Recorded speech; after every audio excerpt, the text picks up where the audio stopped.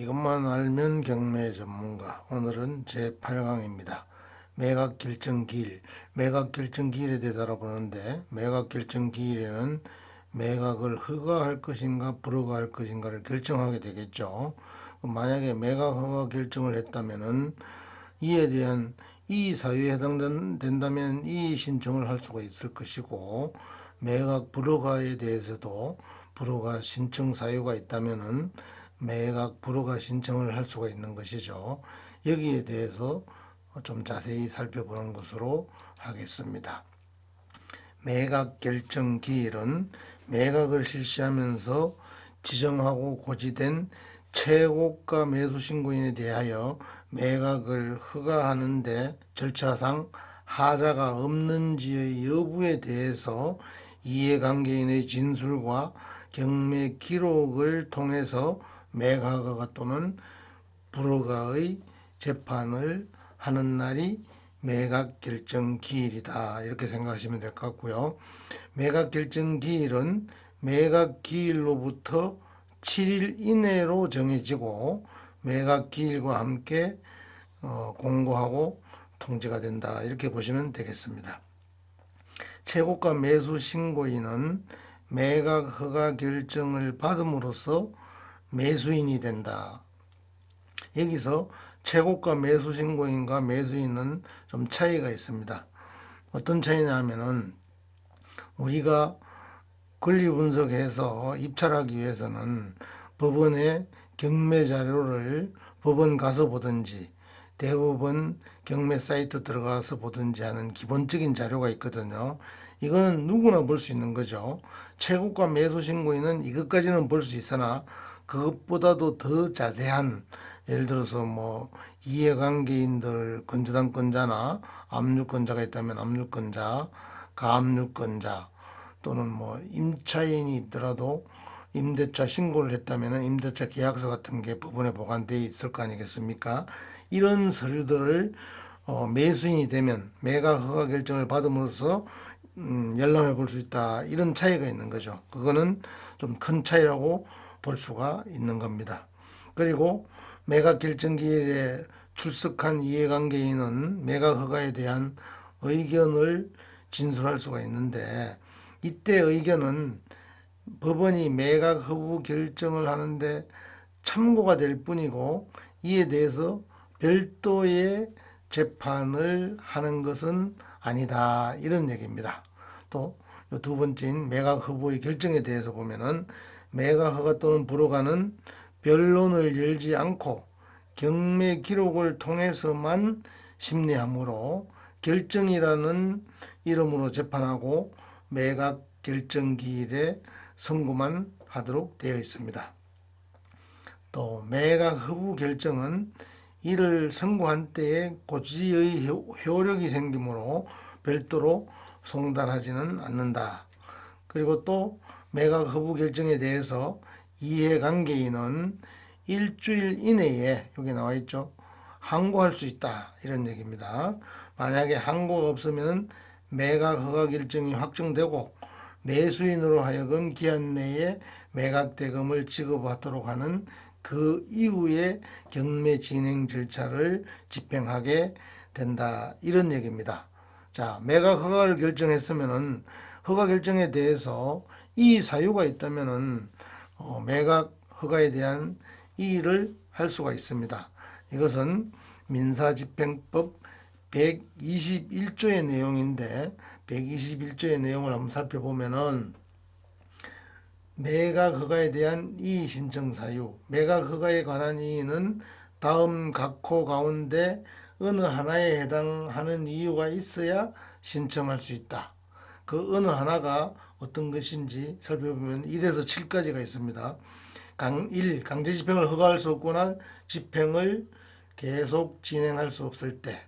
두 번째, 최고가 매수 신고인이 부동산을 매수할 능력이나 자격이 없는 때. 세 번째, 부동산을 매수할 자격이 없는 사람이 최고가 매수 신고인을 내세워서 매수 신고인을 한 때.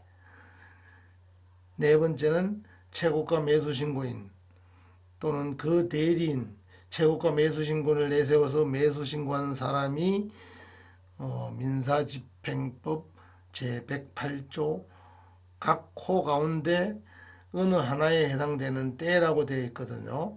이 108조를 살펴보면은 매각 장소의 질서 유지라고 되어 있고, 그 첫 번째가 다른 사람의 매수 신청을 방해한 사람, 두 번째가 부당하게 다른 사람과 담합하거나 그 밖에 매각의 적절한 실시를 방해한 사람, 세 번째는 앞에 얘기한 1호 또는 2호의 행위를 교사한 사람, 네 번째가 민사집행 절차에서의 매각에 관하여 형법에 규정된 죄로 유죄 판결을 받은 사람을 얘기하는데, 여기서는 뭐 한정치산자라든지 뭐 금고 이상의 형이라든지 이런 내용들이 있는데, 그 판결을 받고 나서 확정된 날부터 2년이 지나지 아니한 사람이 108조에 해당되는 내용이고요.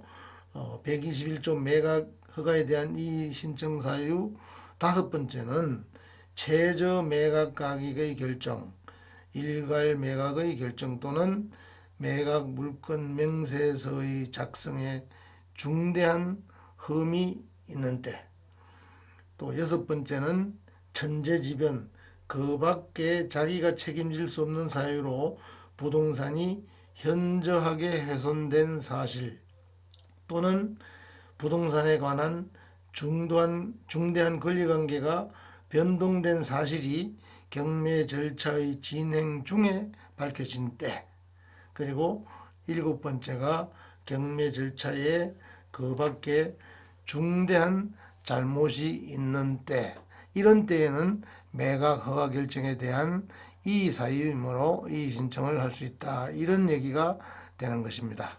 그리고 매각 이의 진술 시기가 있는데, 그걸 살펴보면은 민사집행법 121조 6호 아까 읽어드린 내용이거든요.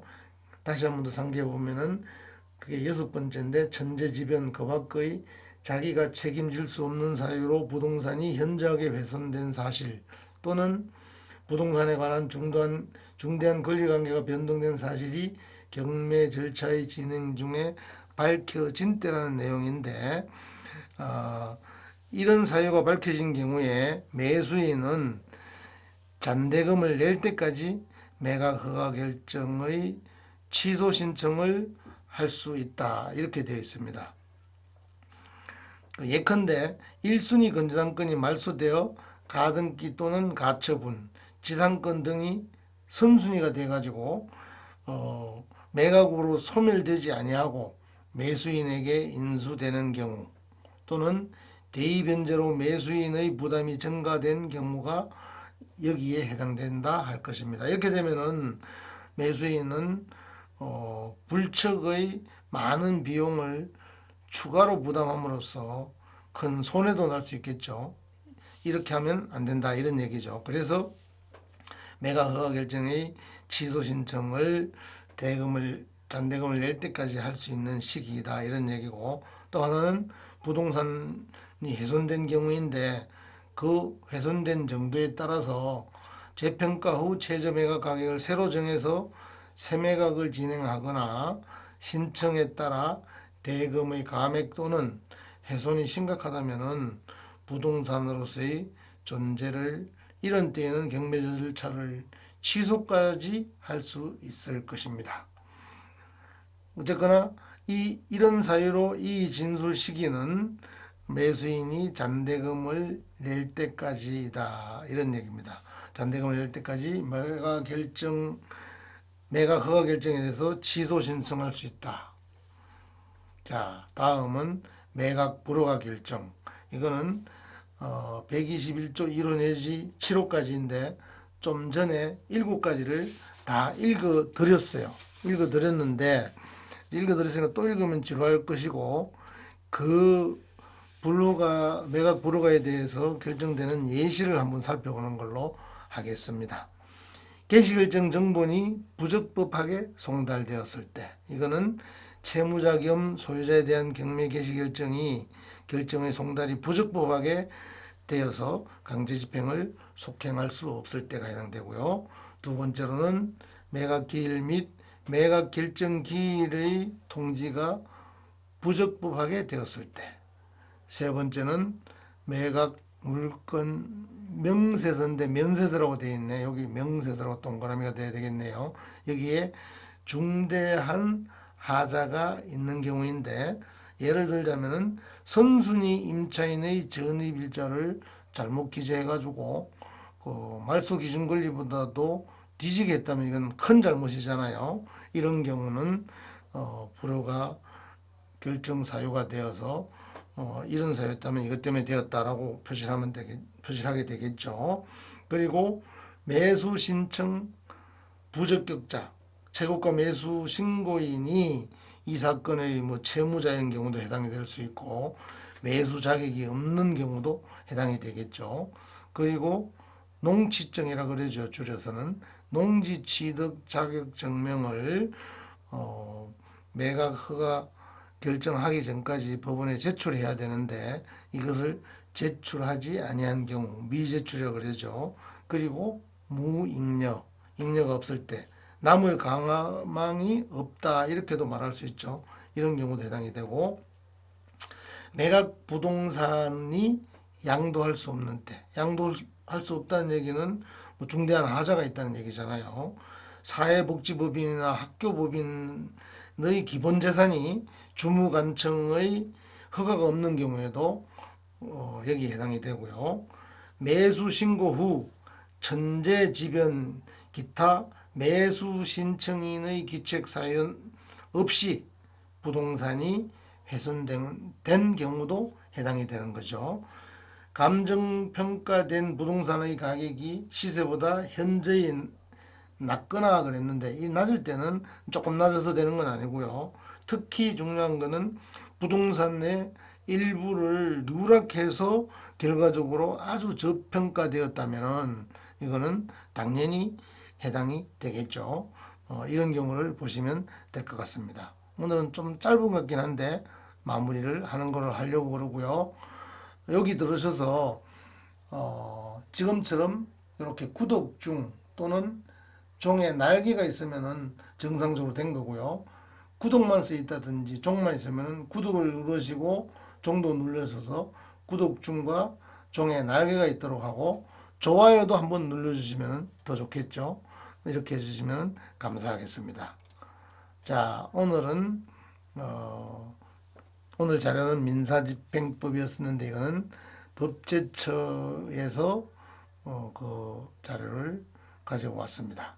이상 마치겠습니다. 감사합니다.